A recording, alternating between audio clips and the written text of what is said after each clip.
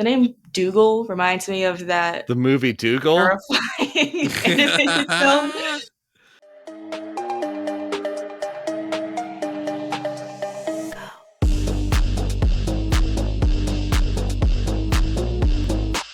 Hello, everybody, and welcome to What the Hell Should I Watch? I'm Steve Stebbing. And I'm Chloe Stebbing. And we are the weekly rundown of what we're watching, which may become what you're watching. And we come at you every Friday at 9 a.m. Pacific time on stevestebbing.ca. And Chloe's back this week. Yay! I'm back. Yay. Saved from the dredges of elementary school homework. Yeah, it's enthralling, really. Absolutely enthralling. But what do I got this week? I went to the theaters to see a Marvel film, like an MCU Marvel film, because I don't really count Deadpool and Wolverine as an MCU movie, but also the third film in probably the most wholesome trilogy currently going right now, and a really intense film that is now on Blu-ray, and a couple of reviews that we've held back on or haven't talked about at all at length that now have a release and an outlet to see them. But let's get going on what's in the new releases.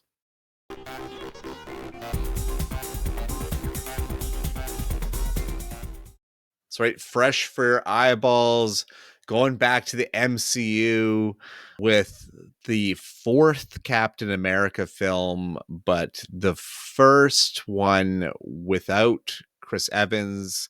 Instead, we got Anthony Mackie. This is Captain America, Brave New World. Sam Wilson, the new Captain America, finds himself in the middle of an international incident and must discover the motive behind a nefarious global plan. Starring Anthony Mackie, Danny Ramirez, Shira Haas, Carl Lumbly, Zosha Roquemore, Giancarlo Esposito, Liv Tyler, Tim Blake Nelson, and Harrison Ford. Written and directed by Julius Onah. So yeah, this is the first film with Anthony Mackie as Cap. He got the Cap mantle after the Disney Plus series. This is also the first time that Harrison Ford has played General Thunderbolt Ross, President Ross in this film. Excitement level of this wasn't exactly huge on how I felt about this movie. It wasn't exactly huge after kind of middling series that Falcon and Winter Soldier was. You just know that this film went through just a shitload of reshoots because I think it was originally completed like almost 2 years ago. So they've gone and retooled it. I know that they retooled a whole villain section that it was the Serpent Society, and there's tied to like Israeli army stuff in there. And of course, October 7th happens, and there's just a bunch of reshuffling to kind of change the politics of the film. This film was also based around a president, a wartime president, as he says in the trailer. So you could bring the whole Trump angle. There's a lot working at this Marvel film just heading into it. And I mean, everyone across the board in this film is just kind of fine. Like they're okay. It really did remind me of the mortality of Harrison Ford, who is now in his 80s and looks very much like he's in his 80s in this film. I love Harrison Ford so damn much, and I'm not prepared for anything to happen to that man. He flies planes, and he was in a plane crash. Like he was the pilot of it, and he crashed into like a golf course or something. I was like, oh, what happened to Harrison Ford? Like I was like concerned about it. So yeah, it just reminded me of that. So that's kind of a bummer. The direction isn't even really that strong in this. Julius Onah directed it and wrote it, like was one of the co-writers on it. But this one feels like a studio job. It doesn't feel like there's any kind of individuality within the filmmaking to it, and even the cinematography of the film as well. Was done by a Kramer Morgenthau, who shot Creed 2 and Creed 3, which are both great movies, good looking sports movies, but also shot Thor: The Dark World, which is one of the lackluster Marvel Cinematic Universe movies, and Terminator Genesis, which for my bottom dollar is probably the worst in that entire franchise. But that's just Alan Taylor calling him to work both those times because he directed both those films. I don't know. This movie's just really bland. like at its core. Some cool fight sequences, but largely the story is strung together by some really predictable and very bland things. If you were expecting that Captain America Brave New World would be a long awaited sequel to The Incredible Hulk and a kind of quasi sequel to Eternals, then I guess this movie's for you, really, because Tim Blake Nelson comes back into this. Do you remember The Incredible Hulk, the Edward Norton one? Do you remember Dr. Samuel Stearns? Near the third act of the movie, he gets knocked over and he gets like a head wound, and then you see like Bruce's gamma blood dripping into it. Yeah. He's the villain for this film. Red Hulk? Well, no, Red Hulk is something of his creation. In saving Ross's life, gives him gamma blood to basically save his life. So General Ross turns into the Hulk, which was all given away by the trailers, which is another issue that I have with trailers and giving shit away. This is like the climactic third act battle is Cap versus the Hulk. And I really feel like they shouldn't have led with it in marketing. Maybe they just didn't think they had anything else. Because honestly, they don't really have anything else in this film, if we're being honest. I have the same grievances with like modern trailers because I find myself quite a few times watching a trailer and then by the end of the trailer being like, well, I guess I don't need to see the movie. Like, I already know everything that happens. Mm-hmm. So, Yeah, they yeah. need to go back to being more ambiguous. Because maybe it would bring a more audience in to see this film. It did do like 120 mil in its opening weekend, so it still is doing that lower end of Marvel money. But once word of mouth catches up with this film, it's going to kind of take it down. And even the end credit stinger, like which Marvel's known for, is super bland and uninteresting as well. And there's only one. So I don't know, kind of against this film, really. Like it's just so middling. I could have been a Disney Plus release, if I'm being honest. But they finally do address, because in the end of Eternals, a celestial being is coming out of the water and they freeze it halfway and it basically turns into like a land structure that's jutting out of the water. And they have not regarded it at all since. Largely, I guess, because the Eternals wasn't a successful part of the MCU, but it still happened within your universe. Like this still happened and nobody has said anything about it until this film, where like a large part of it is that they're able to mine a new element out of this thing, which is adamantium, bringing the whole Wolverine into this MCU. So we're getting another glimpse that mutants are coming, or at least Wolverine's coming. There's also plot points in this film that has Sam Wilson being asked to reboot the Avengers.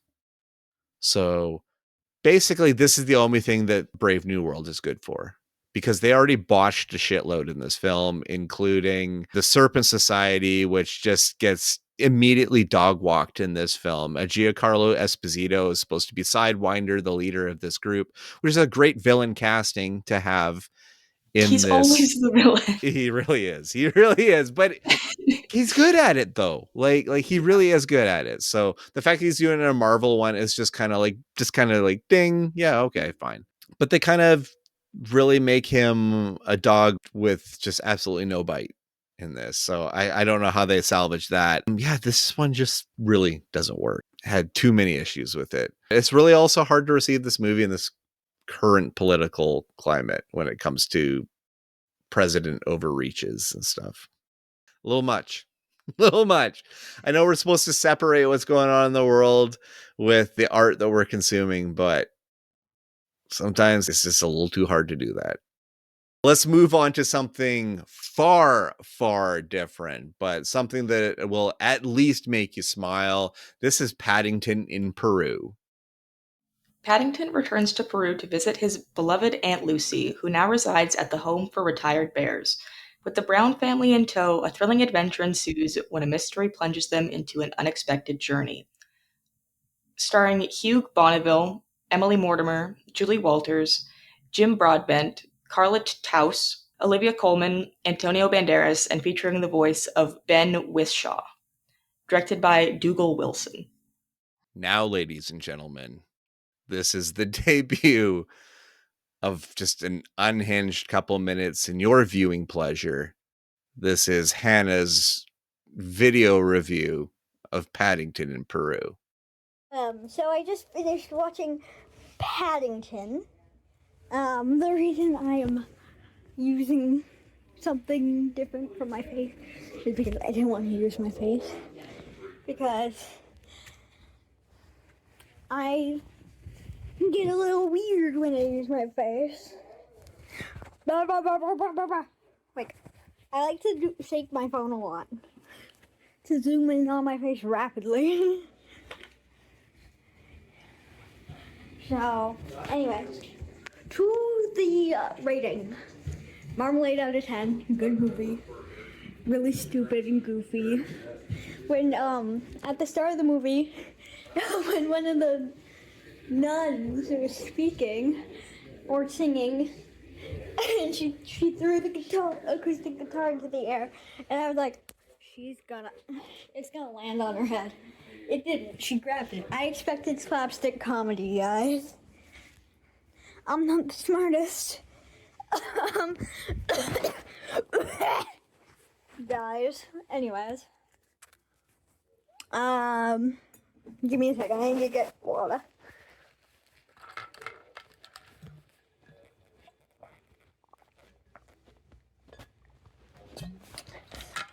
A great movie. Marmalade out of 10. Bear out of 10. Paddington. He was riding in his umbrella. Funny and cool. Yeah. Yeah, that's it. All right. That's your sister's thoughts on the film. Marmalade out of 10. Marmalade out of 10. Left us in suspense to grab some water. I've told them from an editorial point of view that we need more cohesion for their spots. Maybe have their water at the ready would be Yes. good. And we're now educated on the phone etiquette, so they like to shake their phone. Some of my thoughts on the film. There's big boots to fill for Dougal Wilson, who was the unfortunate named after a terrible animated film from 2005. But taking over for Paul King is big shoes to fill, because Paddington is like to this point like a purely fantastic franchise. Like, it's so warm hearted, and Paddington 2 is a phenomenal film. Just so well done. Absolutely great film. Ben Whishaw is adorable and perfectly cast as the voice of Paddington. For this film, Olivia Colman is a really great addition to the cast and knows what to do immediately. Like, she always knows the assignment, and she plays suspicious so well immediately in this film, and I thought it was great. Antonio Banderas as well. He feels like a veteran actor that does a lot of work and then every now and then shines through, and this is one of those shine through films, I thought. For some reason, Sally Hawkins didn't return to the role of Mrs. Brown in this film, and Emily Mortimer took over. I'm not really sure what the story is there. Probably just a scheduling thing, but is what it is. I don't know. Have you seen any of the Paddington movies? I think I saw the first one, but they came out like after I don't know. When did the first one come out? 2014 or 2015 would be the first one. And the second one is 2017, I think. Yeah, so I was out of that age range. I do remember seeing it though, because I think my brother was kind of into it for a little while. Yeah, but like from what I remember, it was pretty solid. I mean, British bear. Mm-hmm. So British Peruvian bear. He's a Peruvian bear, and I really like that the story tackles into his origins and him going home, which is kind of cool. But I mean, like I said at the top, it's a big debut feature for Dougal Wilson, who was a music video director before. A lot of like British artists. He made a music video for Massive Attack, Temper Trap, Coldplay, and a whole bunch more. And then Eric Wilson comes back, the cinematographer. He shot all 3 of the Paddington movies now. And they do kind of leave it open for a bit more, too, because they have a really great Hugh Grant cameo at the end as Phoenix Buchanan, who's the villain of the second film. But it doesn't really have the same depth as the first 2 films. It becomes more of a kind of like a wackier adventure because they are palling around in Peru and everything. But it's still got that sweetheart to it. And I think that's what wins through when it comes to these films. So far, it's probably the best family film of 2025 so far. That's the bar that's been set. And yeah, I thought it was a lot of fun to experience Paddington again. Definitely fun for the whole family, I think, because I think it has a little bit of a broad appeal, I think. All right, let's move on to what's new on Blu-ray.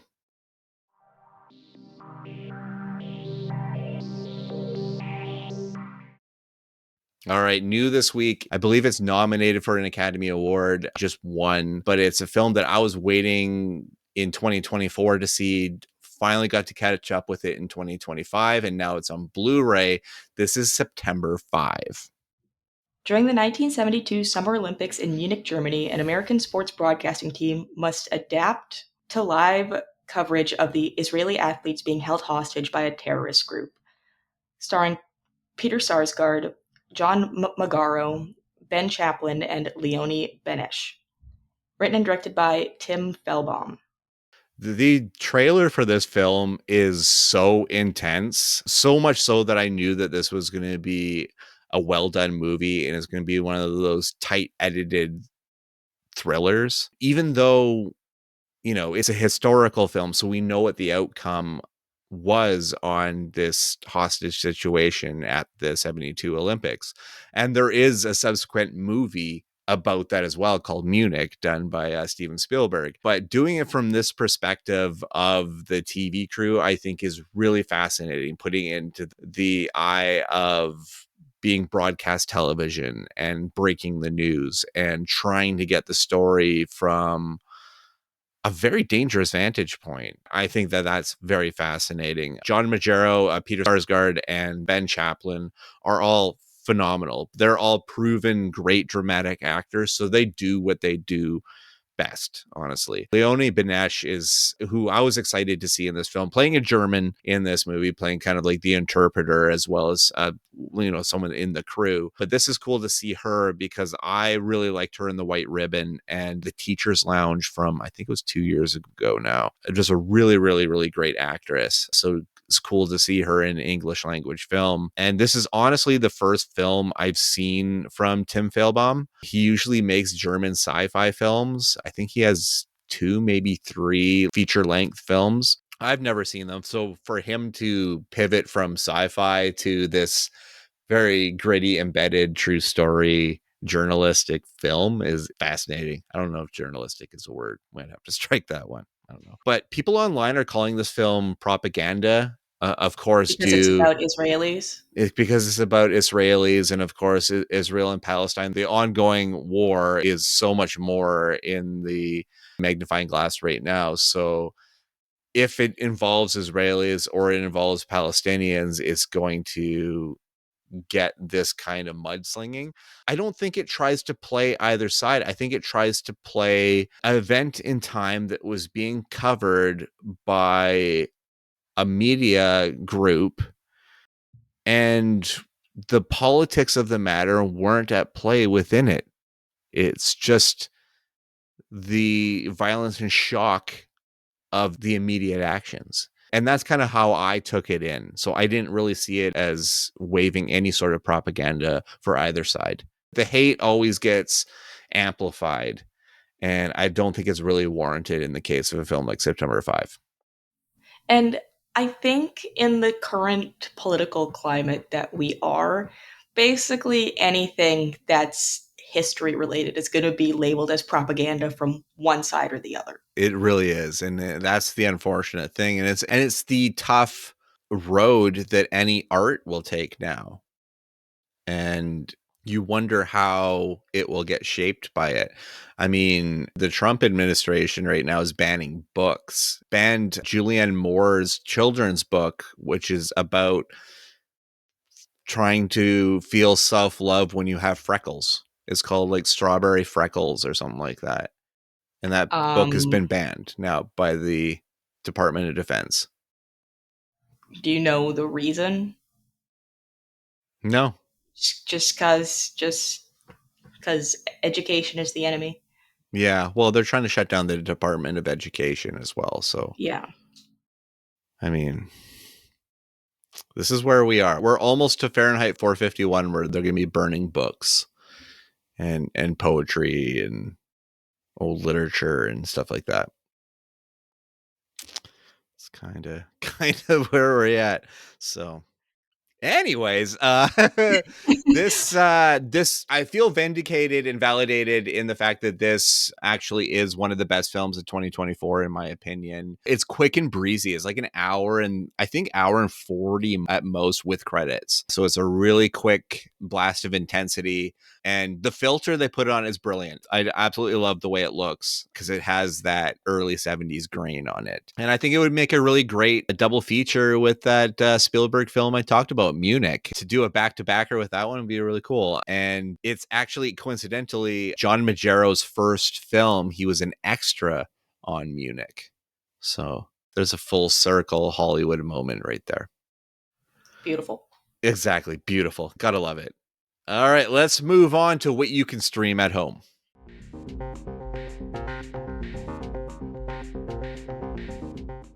So right on the streaming pile this week, Chloe, I've got one that we've been sitting on for a bit because we didn't know in what capacity it was going to be released or how we were going to review it. This one is a really interesting one. This is called Grand Theft Hamlet. Two struggling actors find solace from lockdown isolation by staging Hamlet and Grand Theft Auto Online, battling griefers as they connect through William Shakespeare. Written and directed by Sam Crane and Penny Grills. Available on Mubi. So I guess Mubi picked it up. Yeah, Mubi picked this one up for streaming. It's available as of this week. And yeah, we've been sitting on this one for a bit because we didn't know whether Spark Festival is going to be picking it up. And then all of a sudden, VIF had it. And I didn't realize VIF had it until I think we're a handful of the way through the festival. And I think we just dropped it in our VIF coverage, just like a quick little tidbit. But honestly, when Marina sent this to us, I didn't know at all what I was getting into. And then reading into it, you find out that Sam Crane and Penny Grillis are married and kind of jumped into this project as kind of like the first thing that they've ever done in this kind of documentary field. And I think it's probably a hard sell, just the interface of this film. But if you have the patience, I feel like this one opens itself up. And I also think the shared trauma of the pandemic and lockdown gives you a sort of interest in this film. Yeah, for sure. And just, it's something that hasn't been done before. Like, it's a spectacle in and of itself just because of that. An entire film and play constructed within GTA Online. Like, that's just insane. It's crazy too, because beyond the organization of the play, you have people just yearning for a connection that they don't know when they're going to get back to a new world. People that are getting the game and had never played a video game before at all, but they had just heard about this project and they had the training in the background and they wanted to do something. So there's just a lot of just like beautiful human connection in this film through a Yeah. video game. Just that cultivating of a community Mhm. is really beautiful in this film. Something that I feel could almost be a conversation to push back against the stigma that video games are for loners. Yeah, for sure. I And mean, so yeah, I of course there's weirdos in the video game community, but there's weirdos in every community. Mhm. So Yeah. it just kind of sucks that they're the ones that are pushed to the forefront when it comes to public perception still. Yeah. It's the stigma. It's always facing the stigma. I think it's a beautiful piece of art that came out of a very dark period in our collective generational memories. And it made me want to play GTA again. A little bit. Maybe you want to jump back into GTA 5, especially before whenever this new one's coming out. Especially it's supposed to be this year, so We'll see. we'll see. All right, next up on another streaming service. This is a film that I reviewed almost 5 years ago, but has now finally found a streaming home, and it's called Rocks. A young teenage girl finds herself struggling to take care of herself and her younger brother after being abandoned by their single mother with no choice but to live out on the streets. Starring Bucky Bakray, Kosar Ali, D'Angelo Osai Kisadeu, Shania Monique Grayson, Ruby Stokes, Tahida Begum, Afi Okaija, and Anastasia Demetrio. I said that one right because I feel like I remember that name from somewhere. Okay. You got it. Awesome. You got it. Yes. Directed by Sarah Gavron, available on BritBox. You've been rocking the names this week. Even Been the first trying. one I thought was going to trip you up. The first one I thought was going to trip you up was you just kind of rocked right over it. Was Zosha Roquemore. I said that right? You saw the X, you saw the O, you were like, Zosha. I can read, guys. Stars, explosions. Yeah. Jesus. Good stuff. Yeah, this is a film, a tiny little British film that I feel like has had the long journey to find from a small limited release to now actually having like a streaming home on BritBox. It's a super affecting film that hit me like in the feelings like a sledgehammer, like crazy. Like, yeah, it sounds rough. It's so well done. The central cast of girls, of friends in this one, they are so great. I love their performances because they feel like a real, raw, connected bunch of girls. Like this is a real group of friends and everything. And the conviction of their story really comes through big time. And Sarah Gavron, I feel like it has to have a connection to the director for the film to feel so grounded and so real. So the director almost is like a piece of that as well. And she is a very special filmmaker, Sarah Gavron. She did a film called Brick Lane that was good, but she also did a film called Suffragette with Carey Mulligan. It's a really, really solid film as well. And she brings on a cinematographer named Helene Louvart, who I enjoyed with a film called Beach Rats, which was the first time I saw Harris Dickinson in a film. She went on to shoot Never, Rarely, Sometimes, Always, which I think is one of the most important films of all time. It's a Criterion Collection film, but like one that just honestly needs to be seen, especially in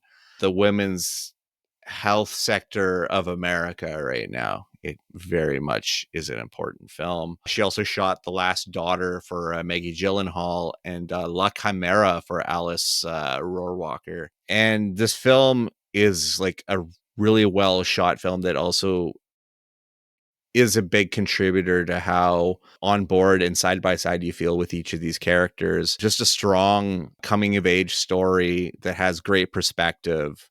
And if you're looking for just a great movie in general, broad across the board, whether you're into movies or a deep cinephile, you can't go wrong with Rocks. It's just a really, really great film. I reviewed this film December 3rd, 2020 for On the Shift. I think at then that time it probably would have been Shane Hewitt at the time, because I think Drex would have been gone from The Shift by that point. Probably somewhere in the iTunes archives as well. But it's really taken its sweet time to get here.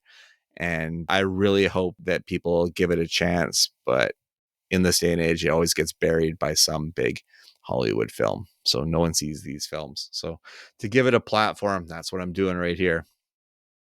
All right, let's move on to series mode. We're going to finish it up with a couple of animated ones. This one is, well, this is Pixar. This is Win or Lose. Follows a middle school softball team in the week leading up to their championship game. Each episode is told from the perspective of a different character. Featuring the voices of Will Forte, Isaac Wang, Ian Chen, Joe Firestone, Winston Vengapalli, Milan Ray, Josh Thompson, Aaron Keefe, Rosie Foss, Rosa Salazar, Chanel Stewart, Dorian Watson, Lil Ray Howery, Melissa Villasenior, Flula Borg, Kylie Curran, and Rhea Seahorn. created by Carrie Hobson and Michael Yates, available on Disney+. So yeah, this is a new Pixar series for Disney Plus, but it is a completely original idea. It's not based on any pre-existing IP. It's just basically about this middle school baseball team in the couple days leading up to the championship game. And it's all done perspective wise. Like each episode is a different perspective. Disney gave me the first 4 episodes of it, and the only recognizable name or voice that you notice is Will Forte in this. That said, the voice cast that comes together in this is really, really funny. I found myself laughing so much during this show. It is just so well written, especially the episode 1 where the main character's anxiety comes out as sweat, and then it all forms up to this caterpillar looking thing that's always on her shoulder named Sweaty. And some of the things that Sweaty says all the insecure things, right? So really, really funny stuff. Kind of reminiscent, obviously, of Inside Out. There's a lot of stuff at play when it comes to emotion and closing yourself off to people and stuff, but really, really interesting stuff coming from 2 showrunners that are newcomers to it. They both were in the animation department of a few of the feature films, but this is their first thing on their own. My only thing is, I don't know if there's enough to be drawing viewers in other than the Pixar name. I don't really see an ad campaign with this. I don't really see how they're going to bring in new viewers with this one. It just seems to exist for the animation nerds or the Pixar nerds. I don't see it being bigger than that. That said, I hope people do check it out because, like I said, the first 4 episodes are really great. And there's just like an emotional consistency to Pixar I always really, really like. So you liked Inside Out. I say anyone that likes Inside Out will like Win or Lose. Have you even heard about this show? No, I didn't hear about this at all, no. Yeah, so like I said, there's like 0 ad campaign. Like even on the Roku or anything, there's no like ticker or like poster or anything like that. So I don't know. All right, let's finish out the streaming this week with the return of a series that I didn't know was coming so quickly. I wasn't expecting it at all. Yeah, no, it's an absolute welcome surprise. But we got more Invincible. An adult animated series based on the Skybound/Image comic about a teenager whose father is the most powerful superhero on the planet, featuring the voices of Stephen Yun, Sandra Oh, and J.K. Simmons. Created by Robert Kirkman, available on Prime Video. Yeah, so there's a lot. I mean, there's a lot of character building in season 2. There's just a lot of a lot happens, but there's also a lot of build, a lot of death, a lot of chaos. But season 3, it feels like in some ways we're gearing towards this situation. Omni-Man's not really the villain anymore. You know what I mean? There's certain realities that were so black and white at the end of season 1 that aren't anymore. Yeah. I mean, I kind of have a prediction of who's going to be the next big bad. And they've kind of been hinting towards it a lot in the new season. I'll be surprised if they go through with it, but it is Kirkman, so. Yeah, the chances of absolutely devastating us but creating something wholly original are high. I think Kirkman is a really, really gifted storyteller. And given that he had complete control over all of his entities, they would have turned out a lot differently. But Invincible is clearly all his. Like, this is his direction. And I love Otley's art. I love seeing it in movement. You know what I mean? Going from that comic panel to see it in movement is so cool. There's new cast members this season. Simu Liu is in this season. Aaron Paul and Jonathan Banks for the Breaking Bad connection are both new characters in this season. Who's Aaron Paul in this? Powerplex. I don't even think I remember who that is. I love Jason Mantzoukas in this show a lot, though. Yeah, big fan of him. But yeah, very happy that Invincible is back, and we will bring this back at length once we've both finished the current season. All right, I added a few things to my library, so let's check it out.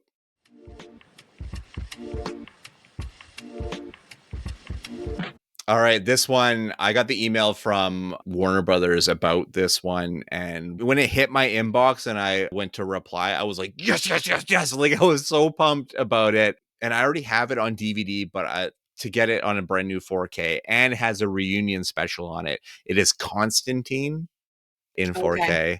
Keanu Reeves, Shia LaBeouf. You've seen Constantine, right? I think so, yeah. This movie is, to me, it's super underrated. I think it's really great. I believe they're working on possibly doing a sequel. I don't know how far along that is, but I'm psyched about it. This 4K has a featurette called 2 Decades of Damnation, Keanu Reeves and Francis Lawrence reunion. And yeah, I'm a big Keanu Reeves fan, so I'm all over this. Also on DVD, I got this a while back and I thought I'd talked about it. I have actually reviewed the film before. I got the DVD of I Like Movies, which is this indie Canadian film that I adore. I adored this film so much. Chandler Levac is just a new emerging Canadian talent that I really, really like. I'm excited for what she's going to bring out next, which is a film called Mile End Kicks. I think it's going to be in 2025. Barbie Ferreira from Euphoria is in it, as well as Jay Baruchel. And I did review this. I reviewed it on the March 9th episode originally when it was playing in a limited release in Canada. But now that it's on DVD, check it out because it's so relatable. It really is relatable. Also on DVD, I got Between the Temples with Carol Kane and Jason Schwartzman. This is basically about a rabbi training a woman for her bat mitzvah, and it's just ridiculous chemistry between Jason Schwartzman and Carol Kane. And I reviewed it on the August 23rd episode, so not as long ago as I Like Movies, but definitely a winning film, especially if you want to see a great comedy that is a man and woman comedy that isn't driven by a rom-com formula. And I really appreciate that about it. And lastly, I got on Blu-ray the complete series of I Love Lucy. Nice. Lucille Ball, Desi Arnaz, like the original, and it also has the pilot of the series as well as the Lucy and Desi, Lucy Loves Desi, or what their variety show that they had. It's on here. It's 9 seasons, 33 discs. It is a behemoth of a set, but I saw it on the list to pick up, and I'm like, oh, it's like the origins of comedy. So why wouldn't I want to put that in the collection? It's some classic stuff. So good old Lucille Ball. And I also have Life with Lucy, which was like the last series she did before retirement. So I've bookended her career. I also have some of her movies through like the long trailer through Warner Archive. So I apparently have a bigger Lucille Ball collection than I thought I did. All right, I got some reminders before we head out of here.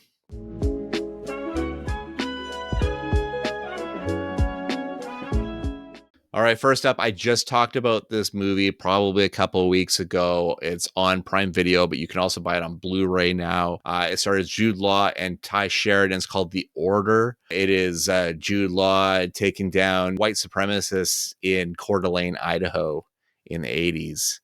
Have you seen this one yet? I did watch it a couple days ago, yeah. It's a great film, right?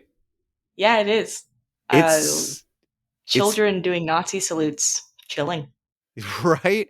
And it's eerily calm for a movie sometimes. Like it has certain like moments of absolute calm and you're like, whoa, this is weird. And the ending's wild. I think a great film, The Order, it's on Blu-ray. A film that's not so great that's on Blu-ray is a film called Werewolves with Frank Grillo playing a scientist in a I don't know. I just don't believe it. Lou Diamond Phillips is in this movie. You know, it's about a supermoon that turns everyone into werewolves. So then they have to wear a werewolf block to save themselves from the moon. And it's not good. It feels like it had potential. And then when you're watching it has potential for all of probably about 15 minutes. And then it loses it all. It just disappears. And oh boy, I wanted so much more from this movie and I never got it. We're about to head out of here, but I know this week we have a but. Yeah, we do.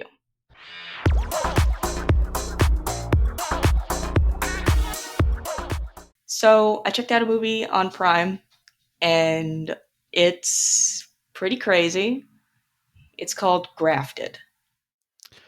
A bright but socially awkward exchange student takes her craving for popularity to horrifying heights. Starring Joanna Sun, Jess Hong, Eden Hart, Jared Turner, Seppi Tua, Mark Mitchinson, and Jeanette MacDonald. Written and directed by Sasha Rainbow. I didn't even realize the director's name, Sasha Rainbow. That's Sasha sick. Rainbow. She's got a great name. Yeah. She really does. And Um, honestly, the initial look I had at this film when I was getting all the information for it, just to preface here, I felt very Substance like in just the it's quite trailers. similar in the terms that it's body horror, and it centers around the becoming somebody else in order to feel accepted. Um, so yeah, it focuses on this teenage Chinese girl, originally in China with her dad, who's a scientist, and he dies from an experiment gone wrong. He's trying to find a way to perfect skin grafting because both him and his daughter have like this odd rash. I think it is. It's not really explained. I think it is a rash. But yeah, so he dies quite horrifically, and she moves to Australia to live with her aunt and her cousin. And this film is gross. It's not crazy heavy in the body horror. It more focuses on skin removal. Okay. Yeah. There's a part where like she takes like, I know that it's a specific grafting tool, like it's a medical instrument, but you'd get the same effect with like a potato peeler, and she uses it on the inside of her thigh, and it's just gross. There's a lot of this that it's gross, but there's also a really interesting angle of like traditional Chinese culture in it, which was kind of cool. I don't really want to give too much away because it does a little bit rely on the shock factor, but a lot of skin gets taken, Well, it is a lot in of its hot. faces removed. It is in the high 70s on Rotten Tomatoes. Yeah. So it's not a perfect film, Yeah. but for a horror enthusiast like myself, it kind of scratches that itch. Nice. So, and I believe it was released in 2024. Yeah, it is fairly new. Yeah. Yeah. That's pretty cool. All right. So Grafted. Check that one out. All right. We're about to get out of here, but what am I going to talk about next week?